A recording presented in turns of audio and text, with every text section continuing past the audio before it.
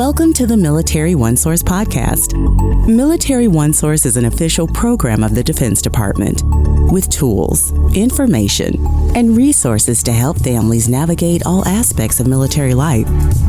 For more information, visit MilitaryOneSource.mil. Welcome to the podcast. I'm Bruce Moody. Our guest today is Tiffanie Johnson. As an Army corporal, she was stationed in Korea when she was diagnosed with MS, multiple sclerosis.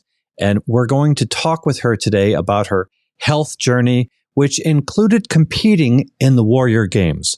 But there's so much more to the story, so please stay with us. And Tiffanie Johnson, welcome to the podcast. Thank you so much for having me, Bruce. How are you? I'm well. Just so thrilled to have you with us today and to really share your story because there's so much inspiration. Let's sort of begin at the beginning here. When did you join the Army? I joined July 26, 2017. So what were your intentions? What MOS, as they say in the Army, what were you going to be? So I ended up landing the dream job and the best, in my opinion, in the Army. I was a food inspector.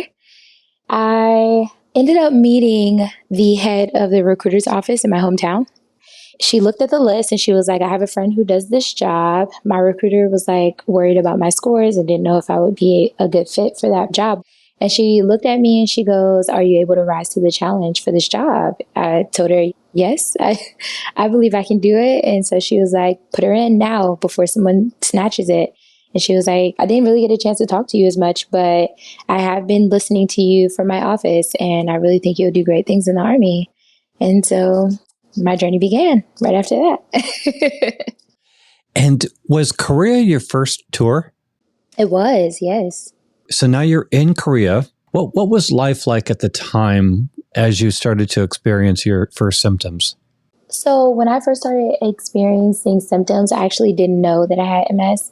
I was traveling from North Carolina to South Korea, and on the flight there, I started to experience back pain. You know, I just thought, oh, it's going to be a long flight. Maybe it's just from me sitting down. And so I tried to get up. I tried to walk a little bit, but that wouldn't subside. And so I just kind of held it out while I was on the plane. I didn't have any meds, and I didn't think they carried Tylenol on the plane. So I just, got around, tried to walk as much as possible. I mean, I tried to sleep, and my symptoms actually came gradually, which is a little scary now that I think about it, about my onset. It kind of snuck up on me, if you will. What do you mean by that? Because you said it came up slowly, but also snuck up on you? Yeah, so the sneaking part was the back pain. So I had been having lower back pain here and there. I just thought it was something normal. But when I got off the plane, I noticed that there is this tingling, numbing sensation in my toes. And so when I got to Camp Humphreys, which is where I was stationed at in Korea, we had roommates. And so I had asked them, I think the second day that we were all there together, if they had any tingling in their feet, because at that point it went from my toes to my feet. They were like, yeah, we've had that. Mine went away in 2 days. Somebody said, oh, yeah, I've had a little bit, it's off and on. And then someone said I had it the first day and now it's gone. But I had noticed over time, it went from my toes to then it was my whole foot and then gradually worked its way up to my waist. And so during the nighttime, I had to use both of my hands to pick up my legs to get in the shower. So I started to think like something's not right. But surprisingly, the next morning, I couldn't feel it as far as the tingling sensation, like it was no longer there. So I went on about my day, but I noticed my balance was really off. And there were these 3 small steps out from the barracks. We had to cross the street to go do our briefings. I stepped down on the first step and 4 soldiers had to catch me because I completely just lost my balance and could not feel my legs. And so they helped me across the street. We couldn't miss the briefings. They're absolutely mandatory, but I needed to go to the hospital. After we finished the briefings, I could feel my legs again and it was completely gone. So I said, okay, maybe I can make it through training, so I don't have to miss anything. And then I'll make an appointment as soon as I get to my unit.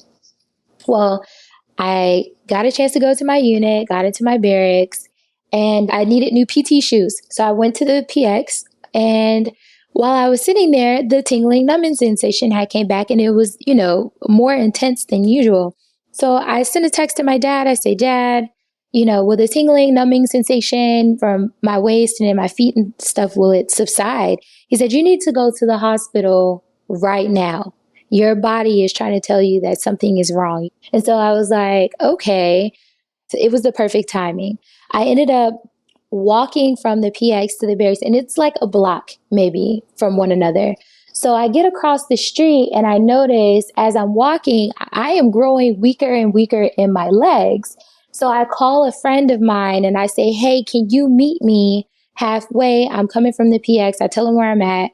I'm like, I think there's something wrong and I might not be able to walk in a few minutes. He ran all the way to me, and just as soon as he grabbed me, I completely lost it. They had to get an ambulance, rush me to the ER. The ER had to send me off post to the Korean hospital. And they were like, we need you to come back tomorrow because we don't see anything on your x-ray. So we're going to do an MRI on you. So I go back the next day and they do an MRI and they say, hey, something's wrong with your spine. And so going from just tingling in the toes to, hey, there's something wrong with your spine was like, is what I mean by it gradually just progressed into something that I didn't think was anything serious. So it escalated quickly. Now, at what point did they come around to the diagnosis of MS? So I actually didn't get my diagnosis until the next year. Are you still on active duty? Are you still in Korea while this is happening? I am still active duty. So I do get hospitalized after they, take a look at the spine, have to reach out to a bunch of different departments. The neurologist admits me. I'm in the hospital for about 2 months. Then I get orders to come to Walter Reed back to the United States for a second opinion. So in 2022, on March 1st, which is oddly my birthday month and also Multiple Sclerosis Awareness Month, my neurologist at Walter Reed called me and said, hey, I got some news for you. You do, in fact, have multiple sclerosis. And I was like, wow. Okay. I was shocked, to say the least. So forgive me, because I don't know the course of action one takes with such a diagnosis. So how did your life change at this point with this diagnosis? Before I got the diagnosis, like the for sure one, they had already suspected that I had MS. And so I had a lot of questions because I had no idea what MS was. When I found out that there wasn't a cure for MS and I started doing more research, before the official diagnosis, I was already pretty depressed about it. I was just thinking about my hopes and dreams. I mean, I came into the Army thinking that I guess what every soldier thinks to a certain degree is that we can change the Army. We can make it better for our peers and for ourselves and the future generations to come. I wanted to be the next Surgeon General of the Army, and that was kind of like taken away because you're a huge liability with this type of disease. You can't be in a position under high stress because you could relapse. I mean, I was pretty devastated. And then when I got the official diagnosis, I'm not going to lie, I still had hope. Like, oh, it's probably something else, maybe it'll be something with a cure. But the day that it was confirmed, I was kind of devastated. I didn't think I would be able to live a normal life or do the things that I do now. Understandable. This is a point in your life where life is moving forward at top speed. Things are getting thrown at you. You're growing.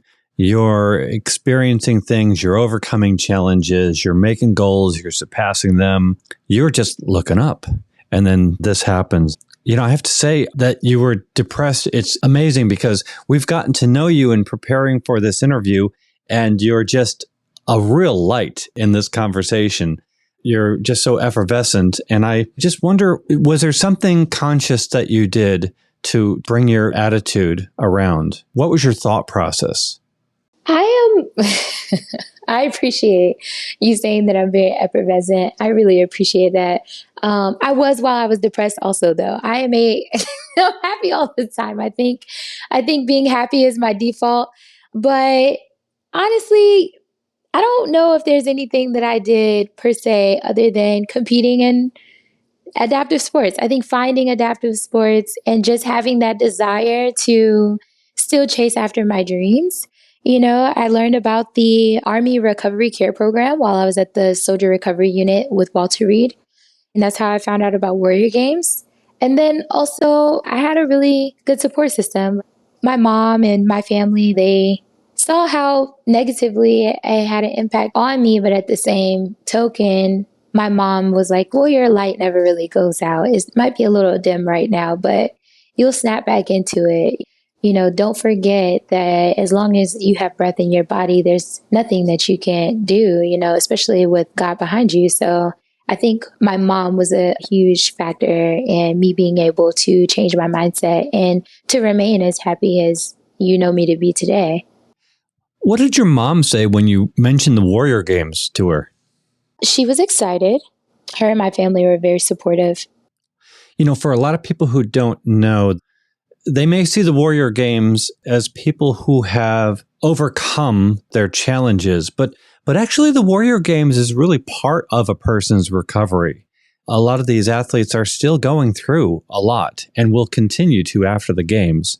So what did being in the Warrior Games mean to you? It truly gave me hope. It made me realize that I may not be able to do the things that I'm used to, but adaptive sports show me that I can still do things. I just have to do them a little bit differently. It's wonderful that Warrior Games even exist because it gives veterans the opportunity to have that same enlightenment, that I did. Like, hey, I can still do track. I can still swim. I can still shoot with air rifle or archery. For me, it was the opportunity to showcase that even if you do have a disability, or for those who have invisible disabilities, that you can still do all the things that you put your mind to. You just have to learn the new ways of doing them, if that makes sense. Of course. Now, and you had mentioned doing things, just doing them differently. So in this case, adaptive sports. What were the events that you competed in? For Warrior Games, I competed in shot put, discus, swimming, cycling, air rifle, powerlifting, and seated volleyball. Oh, fantastic. I've been to the Invictus Games and I've seen all of these events. It is amazing to watch. Nice. I just did Invictus this September. Oh, fantastic. All right. The community of athletes is something that I'd like to hear you talk about. What it means to be surrounded by athletes who are helping each other out, encouraging each other, but at the same time, competing against each other. How does that work? Oh, it's so much fun. So the community is great. Our families typically bond instantaneously. So many of us, even if you're new to the Invictus family or Warrior Games, we all mesh pretty well. A lot of us have similar things in common, so that makes it quite easy. Not just our service or disabilities.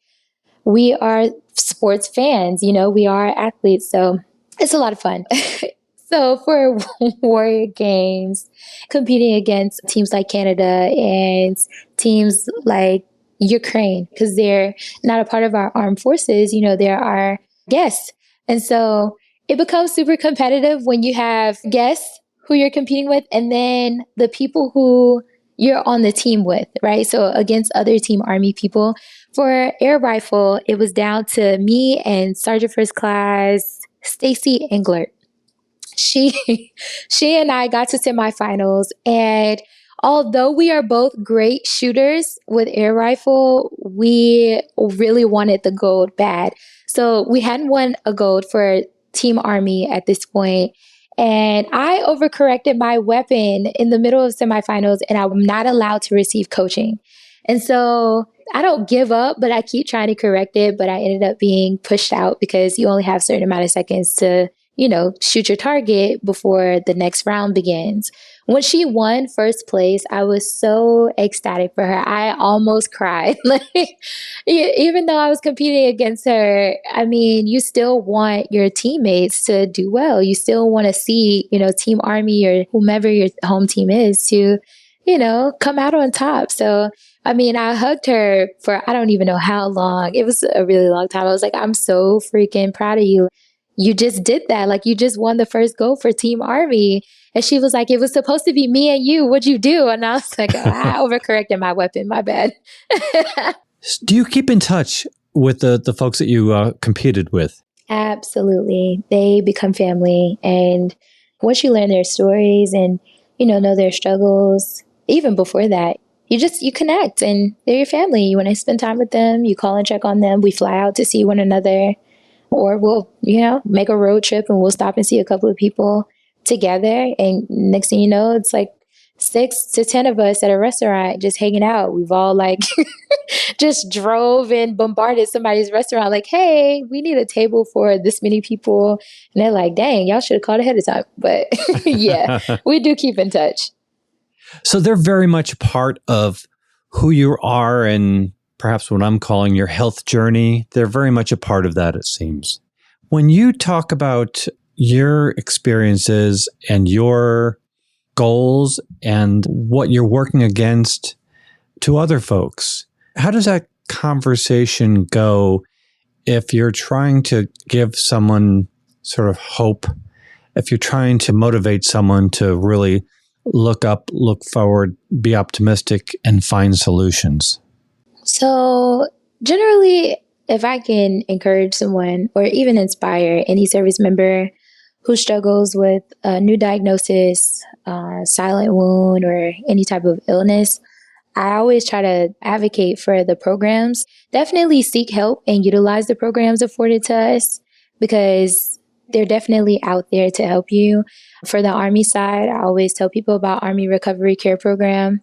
They have so much to offer for the wounded, ill, and injured soldiers through adaptive sports.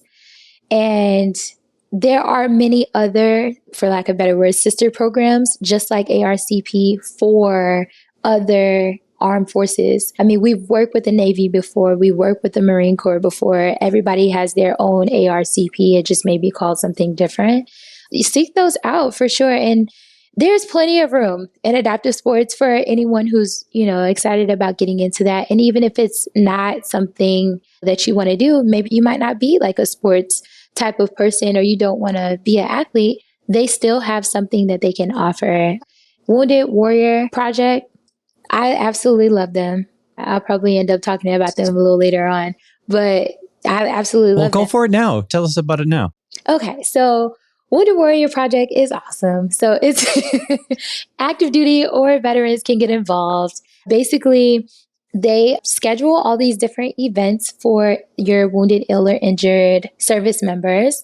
It's like pottery. You can do soldier rides. You can go on trips. They can go get you tickets to basketball games. They offer services for your family. Let's say if you need counseling, they can connect you with counseling. If you need help finding a house, then they can help you for that. It's not necessarily like our Stop for OneSource. It is just an additional extended branch of that. They've been around for years. They're absolutely amazing. You can invite your friends and family out to do things with you. I know I recently did a soldier ride last year with them, and I got a chance to meet the president. So, that was cool. Yeah, why don't you talk about that? How did you end up meeting with President Biden? So for training purposes, I found out that someone from ARCP had reached out to our program manager at the SRU and was like, hey, we have this cool opportunity for the soldiers at the recovery unit. We're doing a soldier ride with the Wounded Warrior Project. And if you know anybody that wants to do cycling, we're going to cycle around the DMV.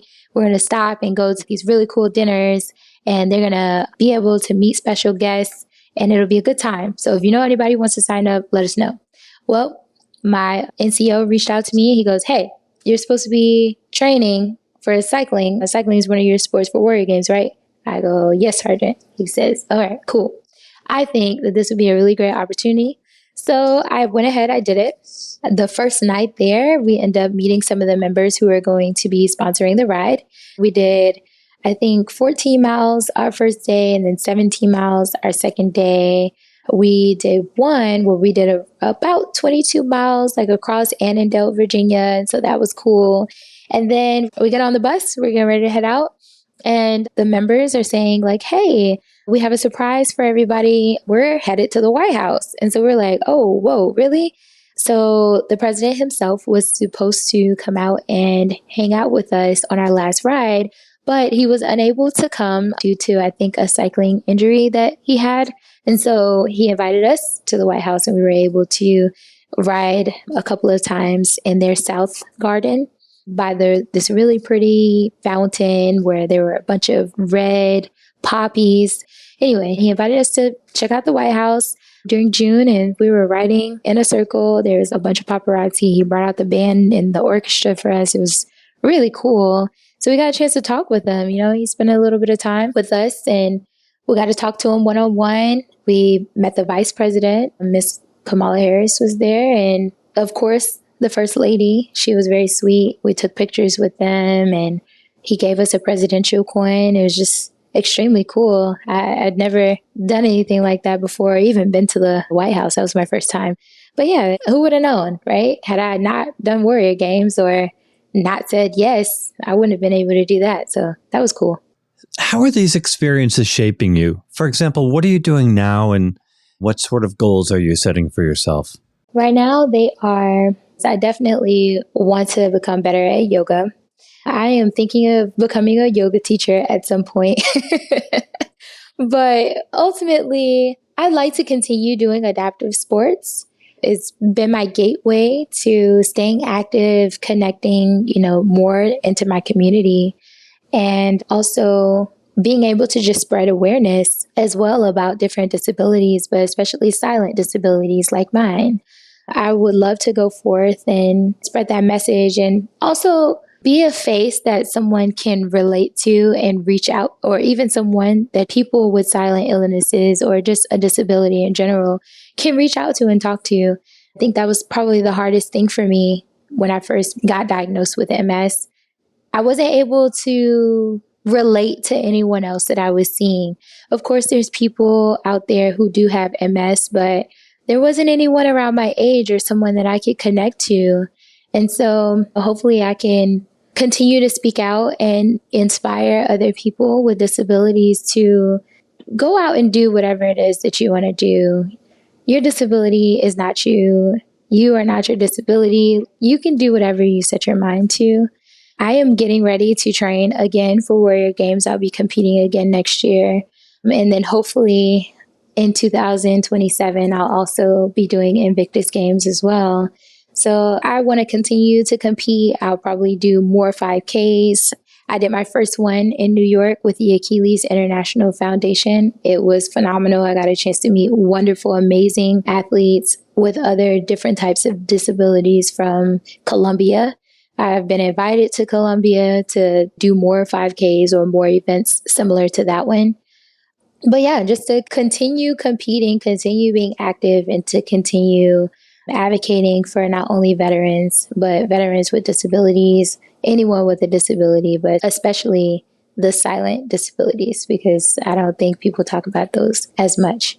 Tiffanie, it has been a real absolute pleasure to get to know you. And maybe as we wrap up our conversation, if you're going to talk to somebody who is just learning about their diagnosis and doesn't know what's ahead for them, what is your message to the people around them? How can the rest of us support someone with a silent disability? To the person with a silent disability, do not compare your disability to anyone else's. Do not compare your experience to anyone else's. You have the right to feel how you're feeling about it. Do be gentle and kind to yourself. Be gentle with the people around you who may not understand your disability, but know that this may be the beginning of your disability. It might be a huge change to you, but it is not the end for you. You can still go out and do great things. Your dreams do not have to be put aside. You don't have to feel as though you're alone. Like, I am here for you. And there are plenty of other people out in the community who may not be able to relate to exactly what you're going through, but they are there for you. Talk to the people around you. Let them know what it is that you need. And if there's anything in your life that you feel like you can't do, I want to tell you, you can do it. Push that thought aside, throw it out the window, do whatever you have to overcome that thought, because it is simply not true. You can do whatever it is that you put your mind to. And I am living proof of that. To the people around a person with a silent disability, it is hard when you see your loved one suffering and you don't know how to help them. Listen to that person, give them as many hugs as possible because because loving on them honestly is healing, even if you don't have the right words to say. And that person will tell you exactly what it is that they need. And when they need it, please, please, please be receptive to that. There's so many things maybe that they may not be able to communicate and they probably don't know how. Please be patient with them. Give them the opportunity to kind of work it out for themselves. I understand it could be frustrating if you're asking questions and you're not receiving the answers or maybe not clear answers, but understand that they may not have it all put together in words for themselves yet in order to communicate it with you. But in time, once they do figure out those words and they have the verbiage, they will communicate it. So please just be patient and learn as much as you possibly can. Do research as well in the event that maybe you don't understand something and you would like to ask questions to their doctors.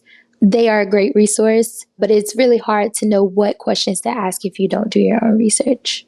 So yeah, just be patient with one another, I would say. Good advice. Tiffanie Johnson, it has been such a pleasure to speak with you today. Thank you so much for joining us, and we hope to have you back on the podcast. Thank you so much for having me. I really appreciate it. And I would love to come back. This was very fun. I've enjoyed myself. Good. You know where we are. Well, excellent. Want to remind everybody that Military OneSource is an official resource of the Defense Department. We'd like to hear from you. We have a link in the program notes. Let us know your questions, your comments, maybe an idea for a future episode. And be sure to subscribe to this podcast wherever you listen to your podcasts, because we cover a wide range of topics to help military families navigate military life. I'm Bruce Moody. Thank you for listening. Take care. Bye-bye.